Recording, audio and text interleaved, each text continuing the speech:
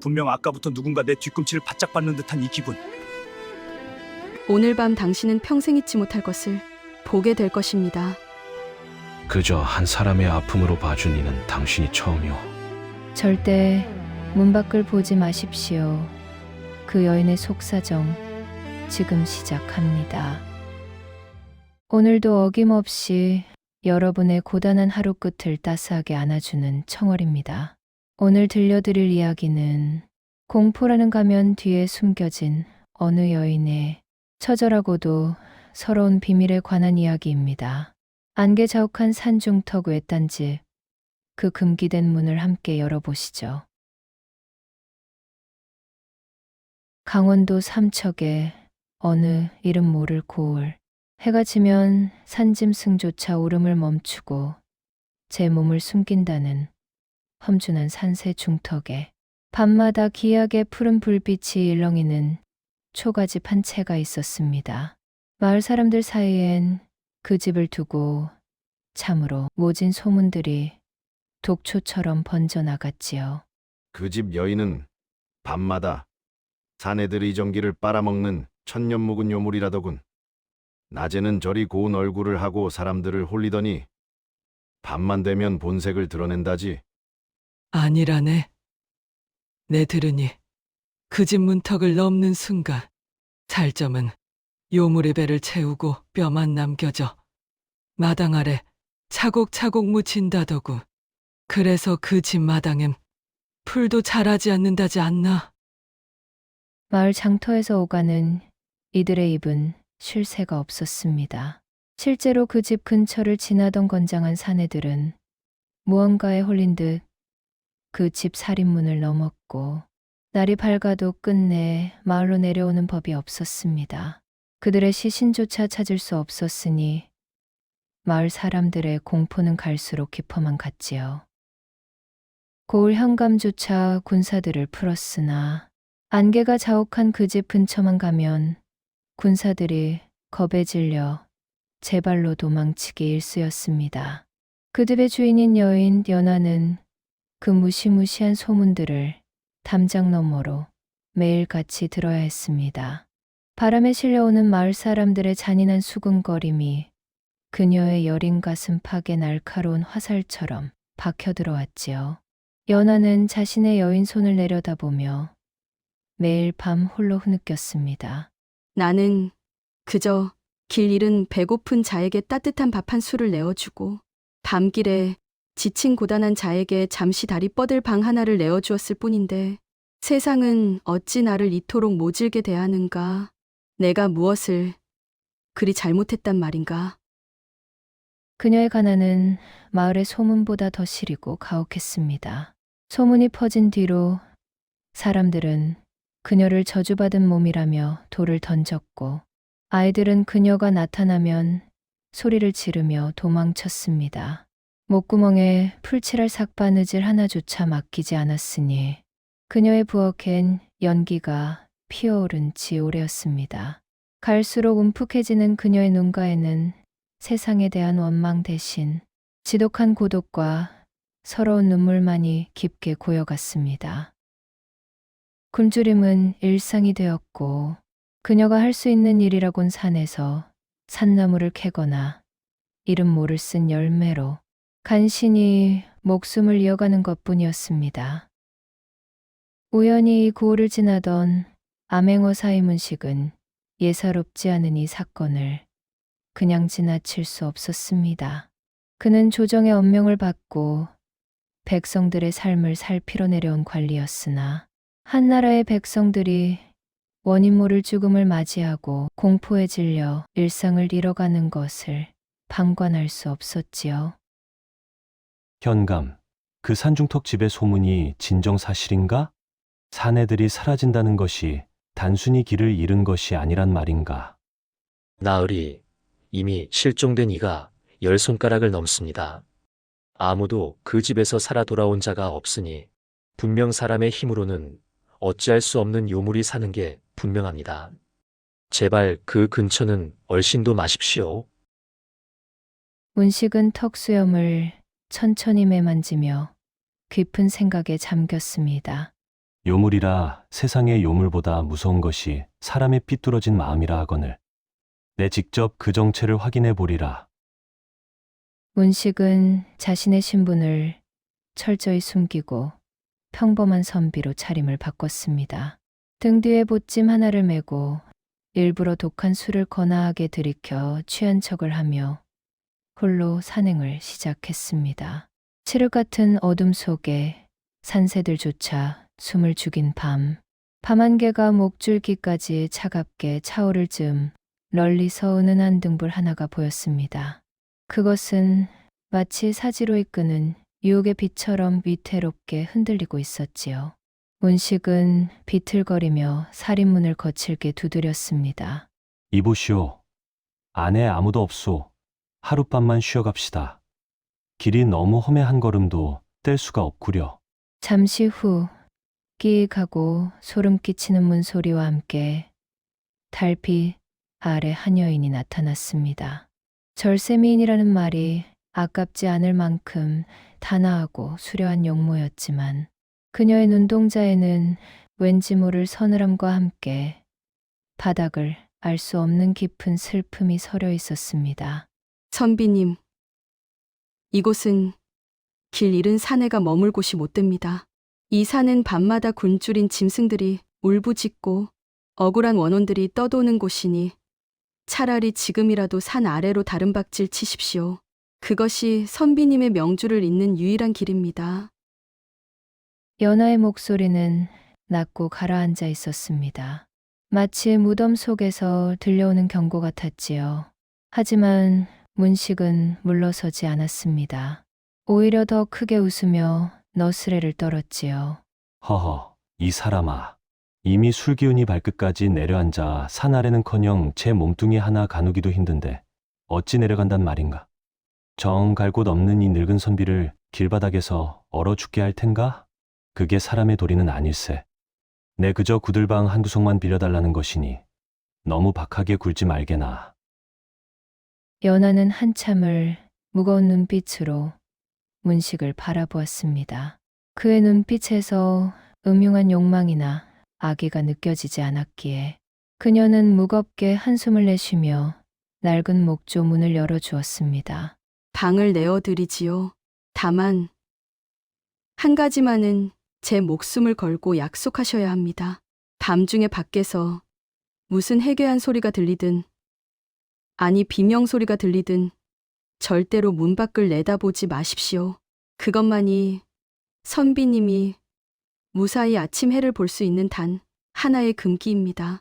만약 이를 어긴다면 저도 선비님의 목숨을 장담할 수 없습니다. 연하가 내어준 방은 작고 초라했습니다. 벽지 곳곳은 습기에 절어 누렇게 변해 있었고 방 안에서는 흙냄새와 함께 알 수 없는 비릿한 향이 미세하게 감돌았지요. 문식은 낡은 혼이불을 뒤집어 쓰고 누워 일부러 커다랗게 코를 골았습니다. 드르렁 드르렁 방 안가득 울려 퍼지는 코골이 소리와 달리 그의 정신은 날카롭게 벼려진 칼날처럼 문 밖의 정적을 향해 있었습니다. 무슨 일이 있어도 내다보지 마라. 대체 저 가련한 얼굴 뒤에 무엇을 숨기고 있기에 그토록 신신당부를 한단 말인가. 문식은 옷소매 속에 숨겨둔 단도의 자루를 손이 하얘질 정도로 꽉 쥐었습니다. 등줄기를 타고 식은땀이 한 줄기 흘러내려 혼이불을 축축하게 적셨지요. 시간은 자정을 넘겨 소를 치는 축시로 향하고 있었습니다. 사방이 죽은 듯 고요해진 그때였습니다. 마당 쪽에서 스르륵 스르륵 하는 소리가 들려왔습니다. 마치 거대한 구렁이가 마른 낙엽 위를 가로질러 기어가는 듯한 끈적하고 기괴한 마찰음이었습니다.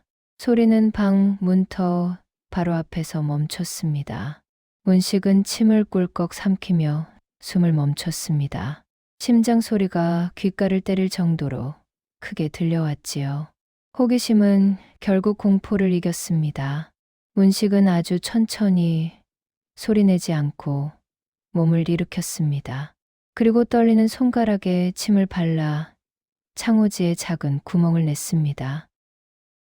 그 작은 구멍 너머로 비친 광경은 수많은 변고를 겪어온 문식조차 생전 처음 보는 지옥의 풍경이었습니다. 달빛이 창백하게 쏟아지는 마당 한가운데 연하가 등을 보인 채 웅크리고 앉아 있었습니다.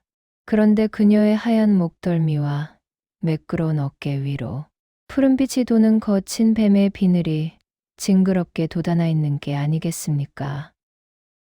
그것은 등줄기를 타고 허리 아래까지 뱀의 가죽처럼 덮여 있었습니다. 비늘은 달빛을 받아 금속처럼 차갑게 번뜩였지요. 더욱 기괴한 것은 그녀의 행위였습니다. 연하는 짐승처럼 낮은 신음소리를 내며 무언가를 허겁지겁 입으로 가져가고 있었습니다. 그것은 살아있는 산쥐였습니다. 쥐의 가느다란 뼈가 으스러지는 우드득 소리와 단명하는 생명의 비명이 적막한 산중을 찢어 놓았습니다. 연하의 입가에는 붉은 핏자국이 선명하게 번져 있었지요. 아, 저것은 사람이 아니다. 마을의 소문이 모두 진실이었어. 저 요물이 저런 끔찍한 모습으로 백성들을 꿰어내 잡아먹은 것이로구나. 문식은 극도의 공포에 질려 뒷걸음질을 쳤습니다. 발끝에 놓인 요강이 덜컹거리며 소리를 냈지요. 그 찰나의 순간 쥐를 씹던 연하가 동작을 멈췄습니다. 그리고 고개를 천천히, 아주 천천히 문 쪽으로 돌렸습니다. 그녀의 눈은 평소의 맑은 눈망울이 아니었습니다. 세로로 길게 찢어진 노란 눈동자가 증오와 슬픔을 동시에 머금은 채 문틈이 구멍을 꿰뚫어 보았습니다. 선비님, 보고 계시는군요. 제가 제발 보지 말라 글이 일렀건만 기어코 지옥의 문을 여시는군요. 그 목소리는 연하의 것이었지만 인간의 성대를 거쳐 나오는 소리가 아니었습니다. 여러 겹의 쇳소리가 섞인 듯한 서늘한 경고. 그 목소리가 문틈을 뚫고 들어온 순간 문식은 악 소리를 내지르며 뒤로 자빠졌고 그대로 정신을 잃고 말았습니다. 먼 산에서 첫 딸기 울고 푸르스름한 새벽 안개가 창호지를 투과할 즈음이었습니다. 문식은 무거운 눈꺼풀을 간신히 들어 올렸습니다. 가장 먼저 확인한 것은 자신의 목이었습니다. 다행히도 목은 붙어 있었고 몸 어디에도 상처 하나 없었지요. 정신을 차리고 앞을 보니 연하가 방 한 구석에 무릎을 세우고 앉아 있었습니다. 그녀의 몸을 덮었던 그 끔찍한 푸른 비늘은 온데간데 없고 어제의 그 단아하고 처연한 여인의 모습으로 돌아와 있었지요. 다만 그녀의 눈은 밤새 울었는지 붉게 충혈되어 있었습니다. 거참, 나으리, 이제야 깨어나셨습니까? 덩치는 산만한 분이 담력은 쥐꼬리만도 못하시니 원. 덕분에 제가 밤새 찬물 떠다 나르느라 잠 한숨 못 잤습니다. 내 이놈, 아니 내 인연. 그간 산을 넘던 사내들을 모두 내가 잡아먹은 것이냐. 내 눈으로 똑똑히 보았다. 그 끔찍한 비늘과 내 입가에 묻은 핏자국을. 내가 정령 사람의 탈을 쓴 요물이란 말이냐. 삼키긴 뭘 삼켜요. 억울해서 못 살겠네 진짜. 나으리, 전 그저 갈 곳 없는 분들께 따뜻한 방 내어준 죄밖에 없습니다. 그런데 다들 그놈의 호기심 때문에 밖을 내다보고는 제 비늘을 보고 혼자 놀라서 심장이 멎어 죽어버리는 걸 저더러 어떡하란 말입니까? 저는 그 무거운 시신들 산짐승 안 물리게 수습해서 산 너머 양지 바른 곳 찾아 묻어주느라 손톱이 다 닳았다니까요. 잡아먹긴커녕 장례까지 치러준 저한테 이 무슨 망발이십니까? 문식은 망치로 머리를 맞은 듯 멍해졌습니다.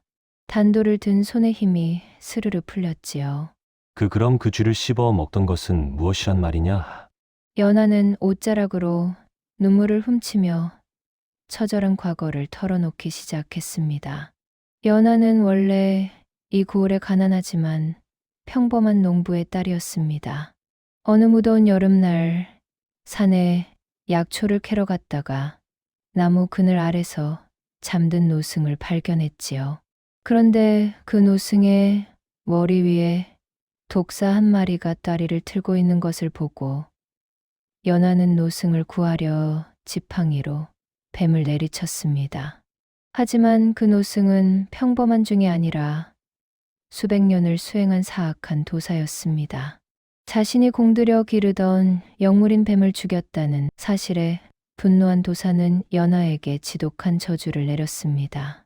평생 밤마다 뱀의 허물을 쓰고 살 것이며 뱀의 허기를 채우지 않으면 내 심장이 타버릴 것이다.